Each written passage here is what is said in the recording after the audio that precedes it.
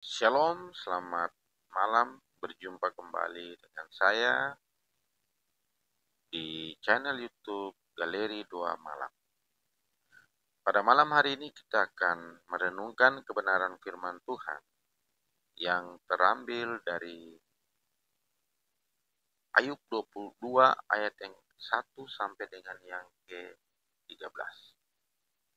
Sebelum kita merenungkan kebenaran firman Tuhan di malam hari ini, mari kita berdoa. Tuhan, tiba saatnya kami akan merenungkan kebenaran firman-Mu di malam hari. Kami perlu pertolongan-Mu, kami perlu penyertaan-Mu. Oleh karena itu, Kamu kirimkan kuasa Roh-Mu yang kudus bagi kami di malam hari ini, agar kami dapat mengerti, memahami akan renungan firman di malam hari ini, dan kami dapat mengaplikasikan kebenaran firman-Mu ini dalam kehidupan kami setiap hari. Hanya di dalam nama Tuhan Yesus kami sudah siap merenungkan kebenaran firman. Amin.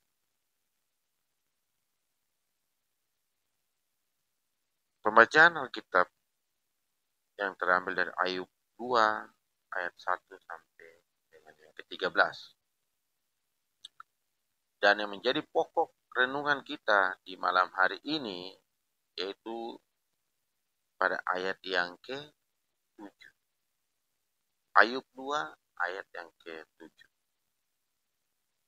Kemudian iblis pergi dari hadapan Tuhan, lalu ditimpanya Ayub dengan bara yang busuk dari telapak kakinya sampai ke batu kepalanya.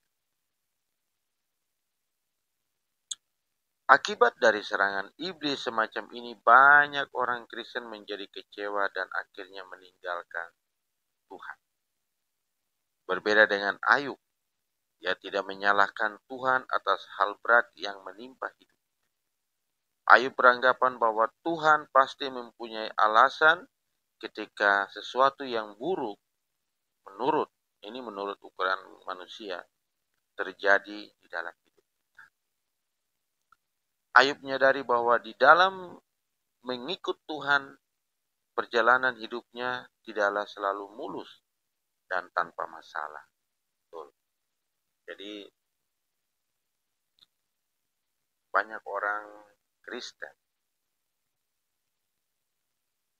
mengatakan bahwa dengan ikut Tuhan maka kita akan jalan dengan mulus. Tidak akan lagi ada masalah apapun, kita akan sukses, kita akan berhasil. Tidak. Di sini kita bisa lihat dengan jelas bahwa Ayub menyatakan bahwa tidak selamanya kita akan hidup dengan seperti aman dari masalah apapun. Kita terhindar dari segala bahaya pun tidak. Tapi mengikut Tuhan pasti ada masalah-masalah yang kita hadapi. Tetapi ketika masalah itu datang, maka disitulah akan menjadi teguran bagi kita untuk bisa kembali datang hadirat Tuhan, memohon pertolongan dari Tuhan untuk bisa menyelesaikan masalah. Sebab apabila kita tidak mempunyai masalah apapun, maka kita tidak akan perlu Tuhan. Oleh karena itu masalah pasti akan terjadi. Apapun dia, siapapun dia, pasti masalah itu akan terjadi. Tinggal kembali ke pribadi daripada orang yang menghadapi masalah itu. Apakah dia sanggup menghadapi semua itu tantangan itu kembali kepada orang yang menghadapi masalah tersebut. Di sini Ayub mengatakan dan Ayub menyadari bahwa di dalam mengikut Tuhan, perjalanan hidupnya tidak selalu mulus dan tanpa masalah. Jangan hanya mau menerima yang baik saja dari Tuhan. Nah, itu ya. Jangan karena sudah mengikut Tuhan, berarti kita mau terima yang baik-baik saja. Kita tidak mau terima masalah, kita tidak mau terima kesusahan. Tidak. Di sini jelas-jelas jangan hanya mau menerima yang baik saja dari Tuhan. Kita pun harus berani melepaskan sesuatu dan mau menerima hal yang buruk terjadi dalam hidup kita. Kadangkala Tuhan mengizinkan iblis mengambil apa yang sudah diberikannya di dalam hidup umatnya, bukan tanpa maksud. Karena itulah Ayub bisa mengucap syukur untuk semua kehilangan yang dialaminya. Katanya, dengan telanjang aku keluar dari kandungan ibuku. Dengan telanjang juga aku akan kembali ke dalamnya. Tuhan yang memberi, Tuhan yang mengambil, terpujilah nama Tuhan. Itu berada pada Injil Ayub 1 ayat yang ke-21. Selain mengambil berkat materi, iblis juga menimpakan penyakit kepada Ayub. Sesuatu yang begitu berat yang dihadapi oleh Ayub. Iblis berhasil membuat Ayub mengalami sakit yang sangat parah. Sampai-sampai Ayub mengambil sekeping beling untuk menggaruk-garuk badannya sambil duduk di tengah-tengah api. Itu berada pada ayat yang ke-8. Iblis berharap dengan penyakit parah yang dialaminya, Ayub akan menyangkal Tuhan. Namun Ayub tetap berpikiran positif tentang Tuhan. Walaupun Tuhan mengizinkan iblis menyerang tubuhnya dengan sakit penyakit. Ayub tetap menganggap Tuhan itu baik atas semua peristiwa di dalam hidupnya. Dan mempunyai rencana yang indah untuk hidupnya. Amin. Kebanyakan orang Kristen hanya mau menerima hal yang baik. Itu menurut pandangan kita sebagai manusia. Sebagai orang Kristen. Dari Tuhan. Padahal Tuhan terkadang mengizinkan sesuatu yang buruk. Menurut kita terjadi. Tapi semuanya itu demi kebaikan kita juga. Tuhan hendak mendewasakan iman kita. Jadi berhentilah bersungut-sungut dan mengeluh. Karena Ia membuat segala sesuatu indah pada waktunya. Itu terdapat pada Pengkhotbah 3 ayat yang ke-11. Karena Ia tahu jalan hidupku. Seandainya Ia menguji aku akan timbul seperti emas. Haleluya.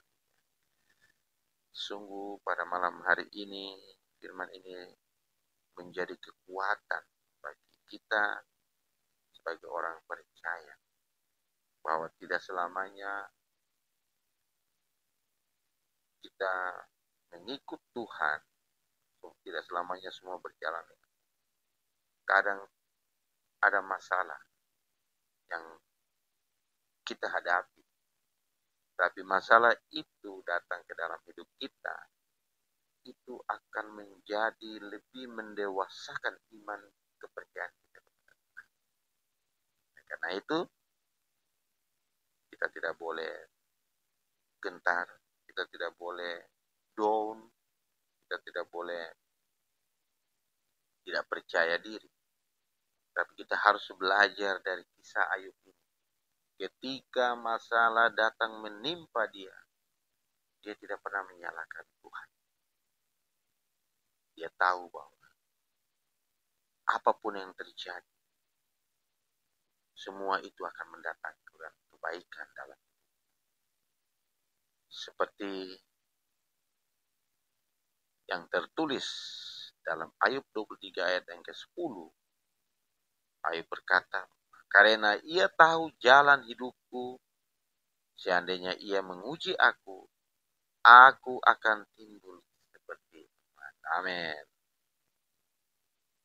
Demikian kebenaran firman Tuhan di malam hari ini, renungan firman Tuhan di malam hari ini. Semoga firman ini akan menjadi motivasi bagi kita, menjadi semangat bagi kita untuk tetap setia. Walaupun apapun yang terjadi, kita harus percaya bahwa semua yang terjadi pasti akan mendatangkan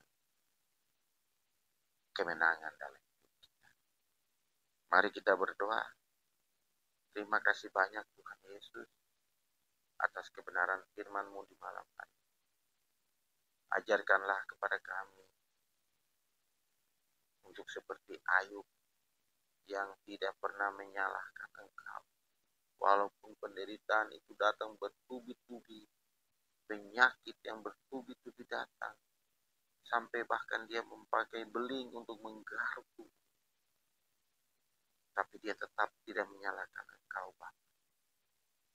Dia tetap percaya bahwa apa yang dia hadapi itu merupakan suatu pencobaan iman untuk lebih dewasa lagi, lebih jauh mengenal akan Engkau.